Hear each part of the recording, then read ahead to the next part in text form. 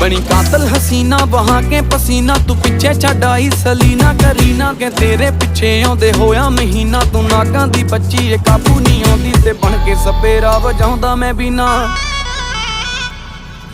केड़े खेत विच लगी केड़ी कणक दा नी तू आटा छकदी ऐ। Tight tight short loose loose टी शर्टां ना कहर नूं ढकदी ऐ। शेर तेरे लक दी मार तेरी अख दी जिवें मैनूं तकदी ऐ। जाई गल दस के